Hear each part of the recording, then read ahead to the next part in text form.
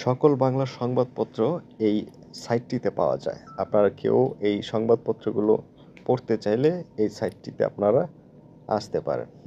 তো চলুন আমরা শুরু করি। প্রথমেই রয়েছে আমার দেশ। তো এখানে সর্বশেষ আমার দেশের সর্বশেষ সংবাদগুলো শো করতেছে। তো আমরা আমার দেশের জাতীয় সংবাদগুলো একটু দেখে আসি। তারেক রহমানের প্রত্যাবর্তন ঘিরে স্বাস্থ্য অধিদপ্তরের 5 নির্দেশ, যেটি 35 মিনিট আগে প্রকাশ করা হয়েছে।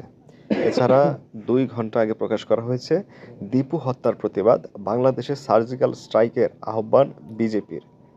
5 ঘন্টা আগে আরও একটি সংবাদ প্রকাশ করেছেন আমার দেশ।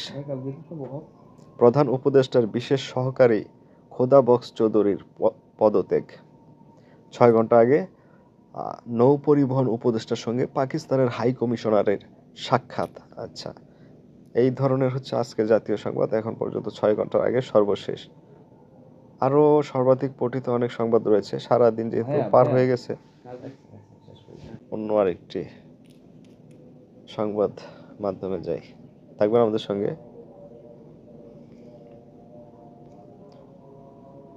আমরা দ্বিতীয় দৈনিকে যাই, জাতীয় দৈনিক, দৈনিক যুগান্তর।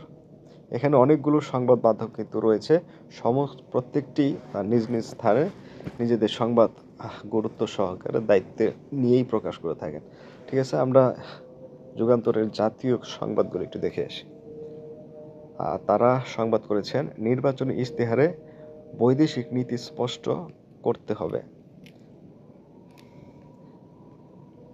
এটি একটি সংবাদ।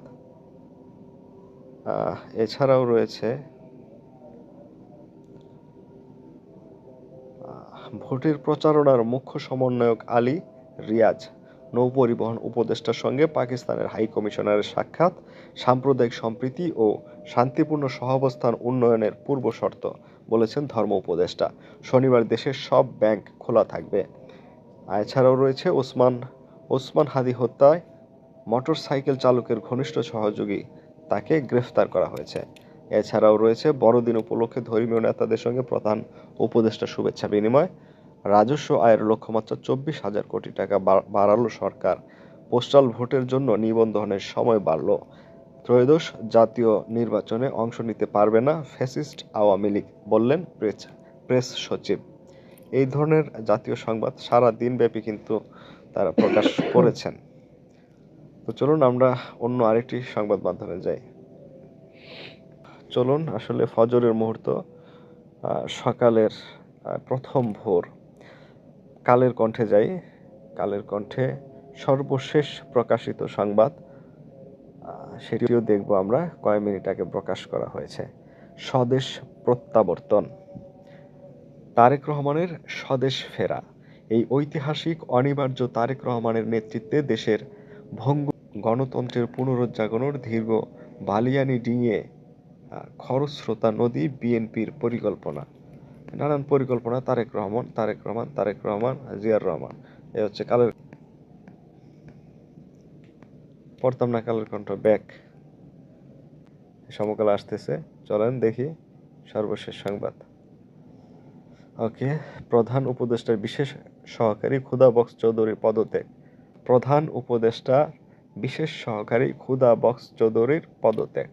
প্রধান উপদেষ্টার বিশেষ সহকারী স্বরাষ্ট্র মন্ত্রণালয়ের দায়িত্বে খোদা বক্স চৌধুরী পদত্যাগ করেছেন। বুধবার রাতে মন্ত্রী পরিষদ সচিব ডক্টর শেখ আব্দুর রশিদ স্বাক্ষরিত এক প্রজ্ঞাপনে এ তথ্য জানানো হয়েছে।